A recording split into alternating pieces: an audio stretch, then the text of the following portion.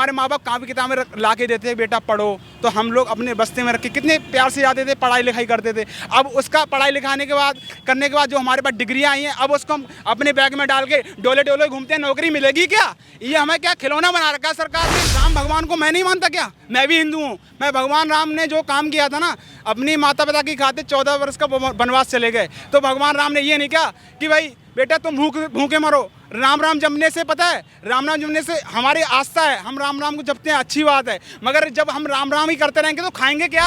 समझ रहे हो? मगर हमको टारगेट बनाया जा रहा है, कभी राम के नाम पे, कभी धर्म के नाम पे, कभी यादव के नाम पे, कभी ठाकुर के नाम पे, कभी बनिया के नाम पे। टारगेट कौन बना रहा है? मोदी सरकार।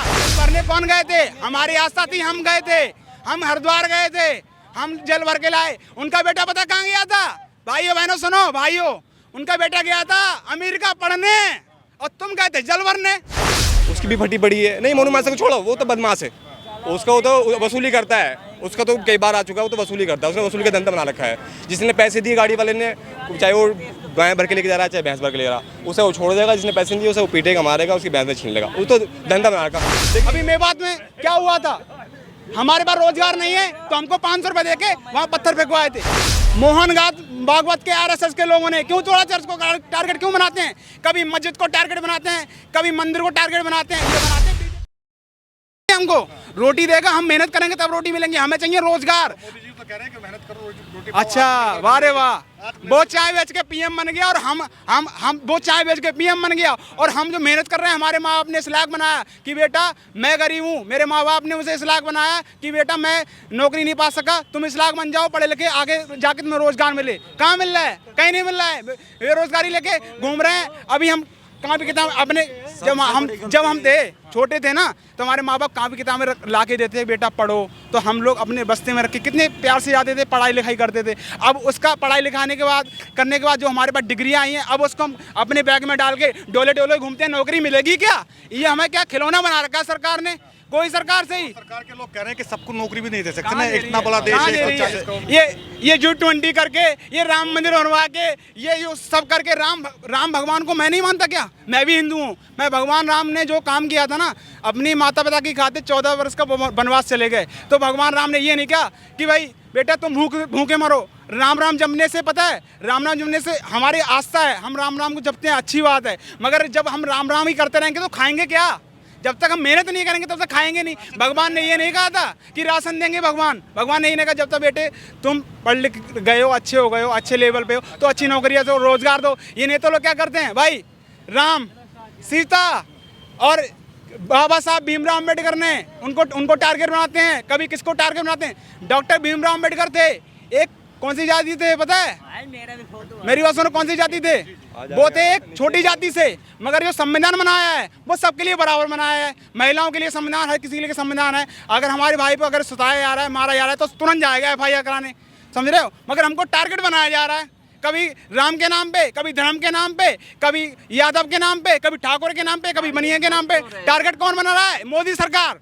मोदी सरकार टारगेट बना रही है। सबका साथ सबका विकास क्यों बना रही है सरकार? सरकार हमके रोजगार दे, रोजगार से हम खुश हैं। हम भगवान राम को भी मानते हैं, हम भगवान कृष्ण को भी मानते हैं, हम हर देवी देवता को मानते हैं, हम उनका विरोध नहीं करते। वो हमारे मन में है, हमारे दिल में है, हम उनको आस्था अपने दिल में रखते हैं। उसका मतलब ये नहीं है कि टारगेट बनाया जाए।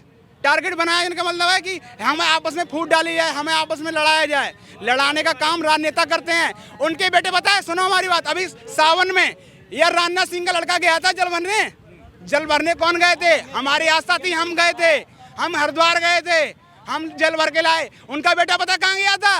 भाइयों बहनों सुनो, भाइयों, उनका बेटा गया था अमेरिका पढ़ने और तुम गए थे जल भरने। वो पढ़ाई लिखाई करने के लिए अमेरिका जा रहा है और तुमको राम के नाम पे, भगवान के नाम पे टारगेट बनाया जा रहा है। ये हमारे हिंदुओं की दोगलता है। अरे भगवान का राम का मंदिर बन गया, अरे भगवान का राम का मंदिर अच्छी बात है, वो हमारे भगवान है। तो बन रही है, मस्जिद भी तो बन रही है, उसका जिक्र क्यों नहीं करते भाई? मस्जिद का कौन? एक मिनट मेरी बात सुनिए। राम मंदिर के भगवान राम और अल्लाह और क्या कहते हैं, यीशु, सबका मालिक एक है। आपको किसी को दिखाई नहीं देता है? उनकी आस्था अल्लाह में है तो अल्लाह करके मान रहे हैं। आप भी जानते हो, आप पत्रकार हो, आप भी जानते हो।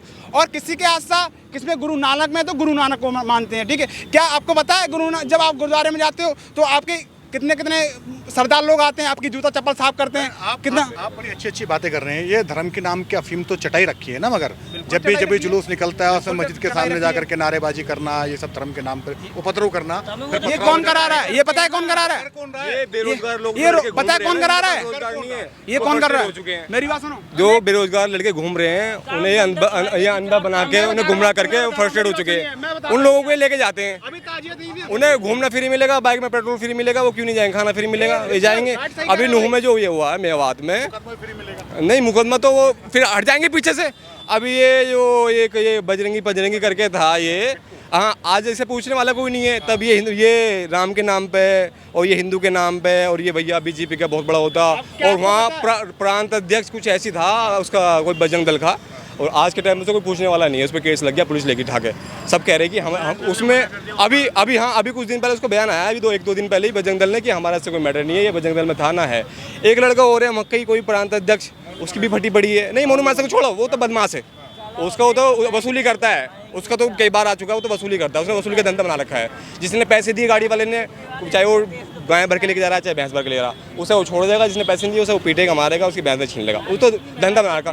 लेकिन इन्होंने जो मैं कह रहा हूँ ना, ये जो बजरंगी वगैरह, ये फलाना ढिमकाना, ये लोग भड़का के लोगों में उनकी भावनाएं भड़का के, बताओ गाजियाबाद फलाना ढिमकाना, यहाँ से लोग बाग भर के वहाँ लेके गए नूह मेवात में। अब जिनका मर गया रो रहे आप पीटे, उन्हें ये नहीं पता कि हमारा लड़का वहाँ मरा है जाके, उन्हें नहीं पता लड़के का कि हमारा लड़का तो यहीं था, वहाँ जाके मर गया। तो इन लोगों ने इतना भड़का रखा है और इनने सबको फंडिंग होती है। ऐसा कुछ नहीं है कि मैं ठाली हूँ और मैं यहाँ पे राम के नाम पे या अल्लाह के नाम पे, अरे मुझे पैसे दो यार, तुम 2-4 लाख रुपए महीना की फंडिंग करो, मुकदमे चलते रहेंगे यार, मुकदमे चलते रहते हैं। मुकदमे से क्या मतलब है? मेरी बात मैं ये कह रहा हूँ, आरएसएस मोहन भागवत जो अध्यक्ष है, वो हमें हिंदुओं को क्या करता है? हिंदू के नाम पे लड़वाता है। वो आरएसएस जिसने तिरंगा नहीं फहरने दिया, अब राम हिंदू राष्ट्र बनाने के बाद तिरंगे को गायब करके भगवा झंडा आएगा। भगवा झंडा आएगा, अच्छी बात है, हम अपने दिल में रहते हैं। भगवा झंडा अच्छी बात है, हम अपने दिल में रखते हैं। इसका मतलब ये नहीं हिंदुओं को टारगेट बनाया जाए। अभी मेवात में क्या हुआ था? हमारे पास रोजगार नहीं है तो हमको 500 रुपये दे के वहाँ पत्थर फेंकवाए थे। हमारे पास रोजगार नहीं, हम कुछ भी कर सकते हैं, क्योंकि हमारे पास रोजगार नहीं। हम इस लायक हैं कि हमें नौकरियां चाहिए। हम नौकरियां हैं नहीं, हम अपने बच्चों का पालन पोषण कैसे करेंगे? कोई शादीशुदा भी है, कोई अपने मम्मी पापा हैं, उन्होंने कर्ज लेके उसे पढ़ाया है, अब वो सोचता है कि मम्मी पापा कर्ज कैसे उपता रहे, तो कोई ना कोई तो काम करेगा जब नौकरी नहीं मिलेगी। तो 24 में क्या लग रहा है? 24 में मोदी जी आएंगे वापस? देखो, मैं कहना चाहता हूँ ना मोदी के कह रहा हूँ और ना मैं राहुल गांधी कह रहा हूँ। कह चुके कि मैं तो आऊंगा वापस। देखो, एक एनडीए और इंडिया दो बन चुकी हैं, ठीक है।